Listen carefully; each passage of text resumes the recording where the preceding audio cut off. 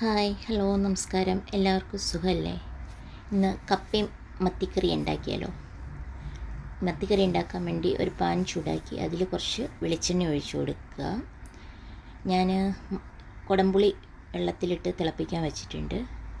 എണ്ണ ചൂടായി വരുമ്പോൾ അതിൽ കടുക് ഇട്ട് കൊടുത്ത് കടുക് പൊട്ടിക്കഴിയുമ്പം കുറച്ച് ചുവന്നുള്ളി അരിഞ്ഞത് ചേർത്ത് കൊടുക്കുക. എന്നിട്ടൊന്ന് ഇളക്കിയിടുക.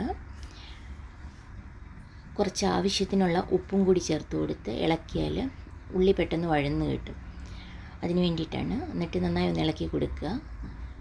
കുറച്ച് ഇഞ്ചി വെളുത്തുള്ളി പേസ്റ്റ് അതൊരു 2 സ്പൂണോളം ചേർത്തിട്ടുണ്ട്. എന്നിട്ട് നന്നായി ഇളക്കി ചേർത്തതിന് ശേഷം പച്ചമുളക് ചേർത്ത് കൊടുക്കുക. പച്ചമുളകും ചേർത്ത് കൊടുത്ത് ഒന്ന് ഇളക്കി ചേർക്കുക.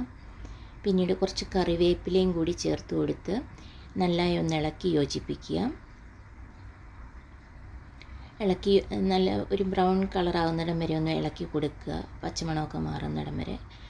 കുടംപുളി തിളപ്പിക്കാൻ വെച്ചിരുന്നത് തിളച്ചിട്ടുണ്ട്. അപ്പോൾ അതിൻ്റെ തീയൊക്കെ കുറച്ച് വെച്ചു. അപ്പം ഇതും ഒരുവിധം ബ്രൗൺ കളറായിട്ടുണ്ട്. ആ സമയത്ത് കുറച്ച് മുളക് പൊടി ചേർത്ത് കൊടുക്കുക. 2 സ്പൂണോളം മുളക് പൊടി ചേർക്കുന്നുണ്ട്. കുറച്ച് മഞ്ഞൾപ്പൊടിയും കുരുമുളക് പൊടി ചേർക്കുന്നുണ്ട്. കുരുമുളക് പൊടി ചേർത്താലും മത്തിക്കറിക്ക് ഒരു പ്രത്യേക ഫ്ലേവർ കിട്ടും, ഒരു ടേസ്റ്റ് കിട്ടും. അതിന് വേണ്ടിയിട്ടാണ്. അപ്പം ഈ പൊടികളെല്ലാം ചേർത്തതിന് ശേഷം നന്നായി ഒന്ന് ഇളക്കി യോജിപ്പിക്കുക. അതിൻ്റെ പച്ചമണം മാറുന്നിടം വരെ നന്നായിട്ടൊന്ന് വഴന്ന് കിട്ടുന്നിടം വരെ ഒന്ന് ഇളക്കിക്കൊണ്ടേയിരിക്കുക. ഇളക്കി നല്ലതായിട്ട് യോജിപ്പിച്ചതിന് ശേഷം കുടംപുളി തിളപ്പിച്ച് വെച്ചിരുന്നത് ഒഴിച്ചു കൊടുക്കുക. ആവശ്യത്തിന് ചൂടുവെള്ളമോ പച്ചവെള്ളമോ ഉള്ളതിനനുസരിച്ച് ചേർത്ത് കൊടുക്കുക. എന്നിട്ട് നന്നായി ഒന്ന് ഇളക്കി യോജിപ്പിക്കുക. ഇളക്കി യോജിപ്പിച്ചിട്ട് മൂടി വയ്ക്കുക. അപ്പം അത് തിളച്ച് വരുന്നിടം വരെ വെയിറ്റ് ചെയ്യുക. നന്നായി തിളച്ച് വന്നു കഴിയുമ്പം അതിലേക്ക് കഴുകി വൃത്തിയാക്കി വെച്ചിരിക്കുന്ന മത്തിയുടെ കഷ്ണങ്ങളെ പറക്കിയിട്ട് കൊടുക്കുക. നല്ല മത്തിയാണ് കേട്ടോ. ഇവിടെ അബുദാബിയിൽ നല്ല മത്തിയൊക്കെ കിട്ടും. അപ്പോൾ അതിനെ നന്നായിട്ട് വെള്ളത്തിൽ ഈ അരപ്പിൽ മുങ്ങിക്കിടക്കുന്ന രീതിയിൽ ഇട്ട് കൊടുത്തു. ഒന്ന് ഇളക്കി യോജിപ്പിച്ച് നല്ലതായിട്ട്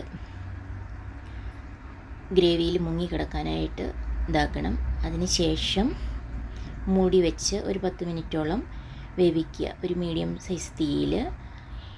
അതിന് ശേഷം നമ്മൾ കുറച്ച് ഉലുവാപ്പൊടി അതിലേക്ക് തൂളി കൊടുക്കുന്നുണ്ട്.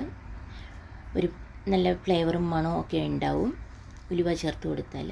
2-3 തണ്ട് ഒരുവിധം നന്നായി വെന്ത് കഴിഞ്ഞപ്പോൾ കറിവേപ്പില ചേർത്ത് കൊടുക്കുക. എന്നിട്ട് അതിലേക്ക് കുറച്ച് പച്ച വെളിച്ചെണ്ണയും കൂടി ആഡ് ചെയ്യുക. നല്ല സൂപ്പർ മീൻ കറി കിട്ടും.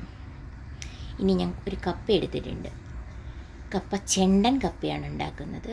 ചെണ്ടൻ കപ്പ ഉണ്ടാക്കാനായിട്ട് തൊലിയൊക്കെ വട്ടത്തിലരിഞ്ഞിട്ട് മുറിച്ചിട്ട് തൊലിയൊക്കെ പൊളിച്ച് 4 കഷ്ണമാക്കി വെള്ളത്തിലിട്ട് കഴുകി വൃത്തിയാക്കിയതിന് ശേഷം അതിലേക്ക് ആവശ്യത്തിനുള്ള വെള്ളം ചേർത്ത് കൊടുക്കുക. കപ്പ നികന്ന് നിൽക്കുന്ന രീതിയിൽ വെള്ളം ചേർത്ത് കൊടുക്കണം.